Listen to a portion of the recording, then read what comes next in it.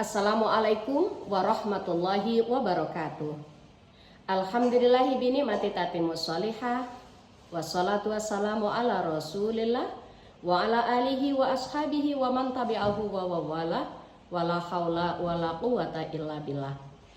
Rabbi shrahli shodri, ya Allah lapangkanlah dada kami, wa yassirli amri, dan mudahkanlah semua urusan kami.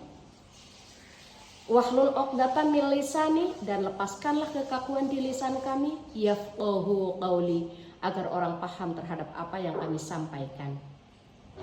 Alhamdulillah, segala puji milik Allah Jalla wa'ala yang karena nikmatnya pagi ini kita jumpa. Walaupun perjumpaan kita tidak secara langsung, namun kita lewat video. Mudah-mudahan perjumpaan ini tidak mengurangi makna dan hakikat daripada keutamaan ilmu yang akan kita dapati.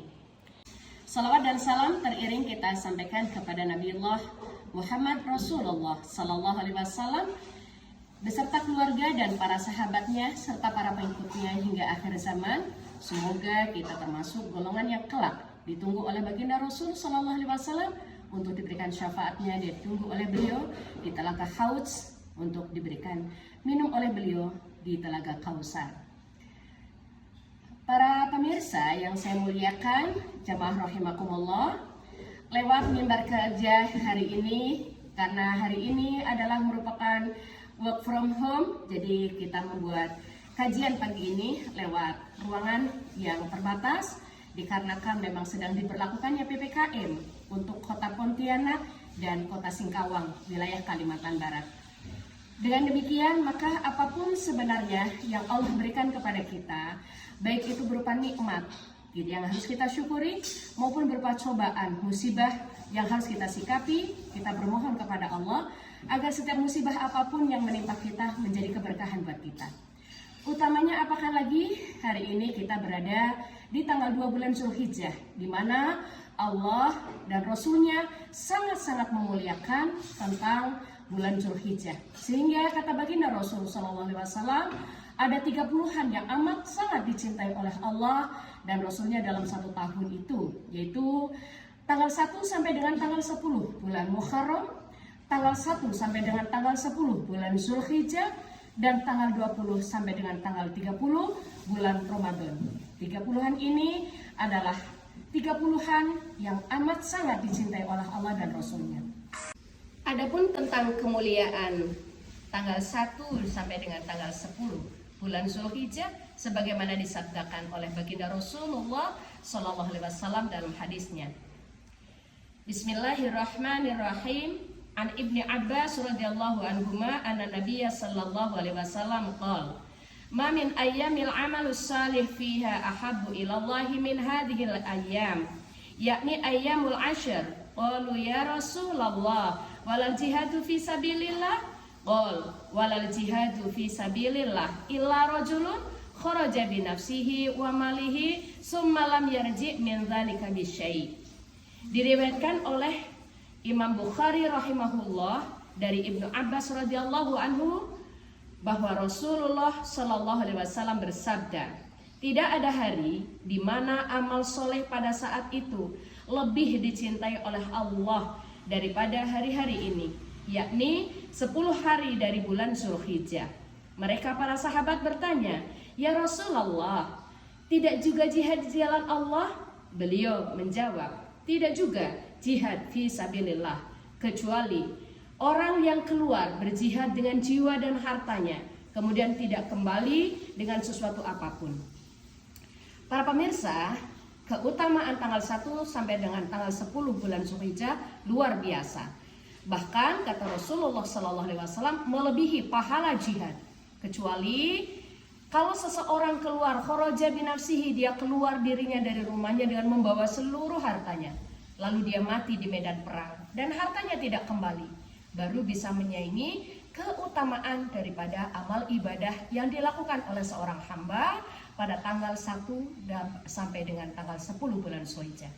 Lalu pertanyaannya, apakah amalan-amalan yang dianjurkan oleh baginda Rasul Sallallahu Alaihi Wasallam yang harus kita lakukan di hari-hari tanggal 1 sampai dengan tanggal 10 bulan Zulhijjah? Pertama adalah haji dan umroh. Karena haji dan umroh adalah di bulan Zulhijjah. Tidak ada haji di bulan selain bulan Zulhijjah. Maka kalau kemudian ada wacana seseorang yang kemudian mengatakan bahwa haji supaya diganti di bulan lain agar tidak terlalu padat, agar tidak terlalu sempit, tentu ini menyalahi syariat. Berhaji dan umroh tentu di bulan Zulhijjah. Maka ibadah di bulan Zulhijjah satu di antara yang merupakan ibadah haji. Namun hal ini pada tahun ini kita masih dalam situasi pandemi COVID-19 dan kita juga dalam pengetatan PPKM. Maka tidak mungkin bagi warga negara Indonesia untuk bisa melakukan ibadah haji dan umroh karena memang peraturan dari pemerintah Arab Saudi tidak memberlakukan ibadah haji selain bagi warga negaranya dan mereka yang tinggal di Arab Saudi atau yang bermukim di Arab Saudi. Maka untuk tahun ini kita gugur tidak bisa melakukan ibadah haji dan umroh. Namun yang kedua, kita masih diberi kesempatan oleh baginda Rasul SAW, ada kemuliaan yang kedua yaitu berpuasa selama hari-hari tersebut. Baik pada sebagiannya terutama pada hari Arafah. Andai kata tanggal 1 sampai tanggal 8 kita belum bisa menunaikan ibadah puasa minimal pada tanggal 9 Arafah. Karena pada tanggal 9 Zulhijjah atau Yaumul Arafah Rasulullah Shallallahu Alaihi Wasallam bersabda, "Saumi yaumi Arafah yukaffiru sanataini madiyatan wa mustaqbalatan." Puasa satu hari di hari Arafah itu menghapuskan dosa kita selama 2 tahun. Setahun yang telah lampau dan setahun yang akan datang. Demikian ibadah puasa yang kita lakukan semata-mata mengharapkan keridhaan Allah. Maka insya Allah kita akan mendapatkan pahala lebih dari pahala jihad. Yang ketiga, para pemirsa, yakni kata baginda Rasul Shallallahu Alaihi Wasallam, selain kita melakukan ibadah haji dan umroh, kita kemudian berpuasa. Yang ketiga, kita disunahkan untuk memperbanyak takbir, zikir di hari-hari tersebut. Jadi perbanyak takbir, perbanyak tasbih, perbanyak tahlil, memuji dan membesarkan nama Allah. Maka kalimat itu dirangkai dengan kalimat Allahu Akbar, Allahu Akbar, Allahu Akbar. La ilaha illallah wallahu akbar. Allahu akbar walillahil hamd.